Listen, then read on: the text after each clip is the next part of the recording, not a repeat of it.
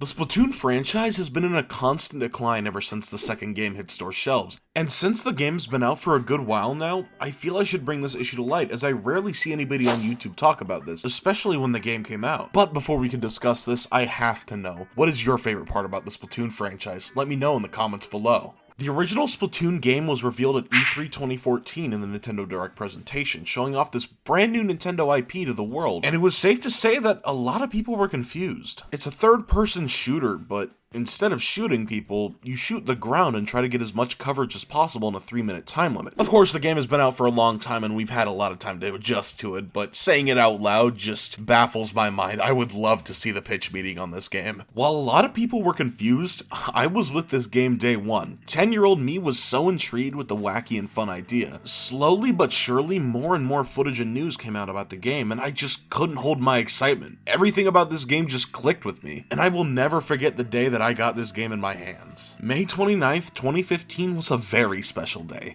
Day and night, I couldn't stop playing this game no matter what. It was simply amazing. And it only grew further as with the game's release of 5 big maps to play around on, there's going to be more guns, more maps, and more modes to play around with later and free updates to keep players coming back for more Splatoon goodness. And these weren't once in a blue moon either. These were big updates that happened very often. It felt like almost every other week. Soon we got ranked modes, a new and fun way to play the game more competitively if you're into that sort of thing. Splat zones, Rainmaker, and Tower Control were all welcome additions. And who can forget Splatfest? A live event where 2 teams race to compete against 2 topics. Sometimes it could have been simple, like cats and dogs, or it got extremely wacky, like SpongeBob versus Patrick.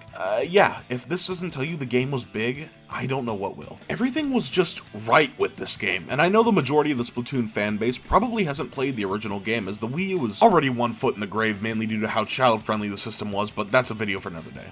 The game grew a massive player base for the Wii U and ended up becoming the 6th best-selling game on the console, which for a new IP is extremely impressive, and it only grew to even greater heights later with Splatoon 2. So, why is the series in a decline?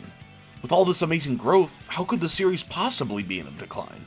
Well, it's quite simple, really. Splatoon 3 was revealed way back in what feels like the distant year of 2021. This reveal was way too early, it felt. Hiking off the back of the last Splatoon 2 Splatfest, whichever side won would directly influence how the next game turned out, and this is exactly what we got. The complaints about Splatoon 2 and how it just felt like a deluxe version of 1 was seemingly taken to heart at Nintendo, and it seems that they pulled out all the stops to make this a tried and true sequel to the franchise.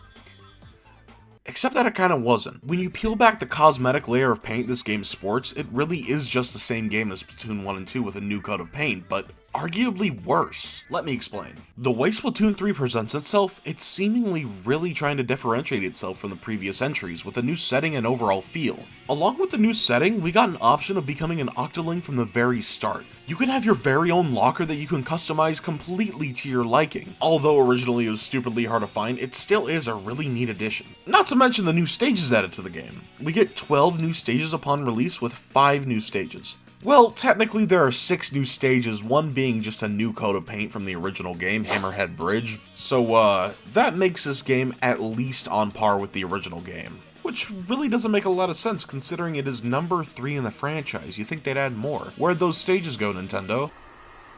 Don't even worry about that, bro. Now, whether it is 6 new stages or not, it doesn't change the fact that the game launched with 12 stages, and getting away with only 12 stages is quite despicable. Now, to the game's credit, it is launching with the most stages in a Splatoon entry to date, but it doesn't really excuse the fact that they're hiding all the rest of the previous stages behind free updates. There are 6 new stages and 6 stages from previous games, which is an alright ratio all things considered, but when you take into fact how many Splatoon maps actually exist, the ratio kinda becomes a lot worse. Like I said, starting out with 12 maps is the most stages in a Splatoon game at launch to date, but the name is Splatoon friggin' 3. As it stands at this current point in time, Splatoon 2 is arguably a better game as it has a lot more content to offer. More maps, 2 single-player campaigns if you're willing to shell out an extra $20 or have the online expansion pass, a nice compact lobby, and more guns to use. To be fair, you have to unlock guns in both games, but since Splatoon 2 is done with updates, it has more guns to offer than Splatoon 3. In some places, the game tries too hard to be a sequel, especially with the hub area. While, to the game's credit, again, the addition of the shooting range while waiting for a game to start is a great addition, but the hub itself is severely lacking. It's a lot bigger in size, sure, but there's nothing really to do in it as most of the places simply appear to be actual buildings. You can't go in them at all.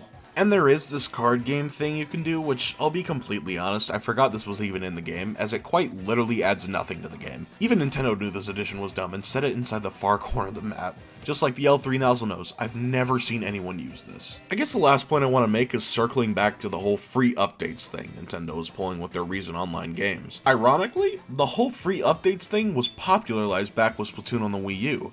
To be fair, as a predominantly online game, it was warranted to add more content as you go forward to keep players interested and keep playing your game. And when Splatoon originally released, Nintendo was in a very different spot than where they are in the current day. The Wii U days were rough as a Nintendo fan.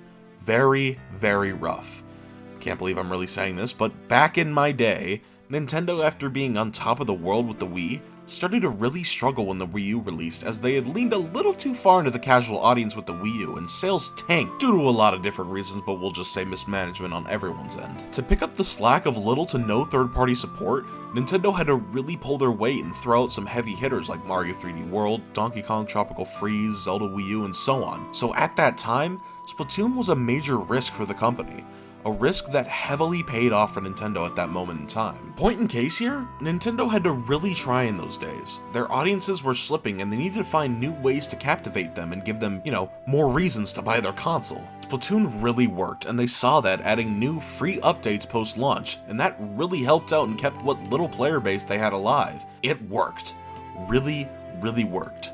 Then, as we all know, in March 2017, the Nintendo Switch came out and changed the game for everyone, Nintendo included. They saw this as an opportunity to really put what Splatoon had in action on a much bigger platform this time. The Switch days were also a turning point in the company. Soon after the original Splatoon's launch, Nintendo's CEO Satoru Iwata tragically passed away on July 11, 2015. And of course, to fill in his shoes, new leadership had to be imposed. Later on, the same thing happened with Reggie Fils-Aimé resigning as the CEO of Nintendo of America and giving it to Doug Bowser. Iwata and Reggie, for lack of a better term, were the faces of the entire company. Outside of the gaming characters, when you thought of Nintendo, you thought of Iwata and Reggie. They were absolutely iconic to the Nintendo brand and helped shape this era of video games to where it is today. Now, can you think of anything the current CEO of Nintendo has done?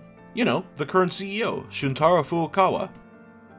Exactly. When you search up Nintendo CEO, Satoru Iwata is still the first person that comes up. Now, what's the point in me telling you all this? Well, with a change of CEOs comes a change of how things are done. And it is clear from the moment the CEOs changed for both Nintendo of America and Nintendo of Japan, things have been done drastically differently. And you can see it in the games they make today. This part doesn't go for just Splatoon, it goes for pretty much every Nintendo online game on the Switch onward. It's no longer pretty much just constant updates flooding out of the gate to keep players happy and satisfied. It's now a slow, soulless drip feed of very little content that doesn't do much in the grand scheme of things. The original Splatoon at its launch got an update almost every month with substantial changes and additions to the core game.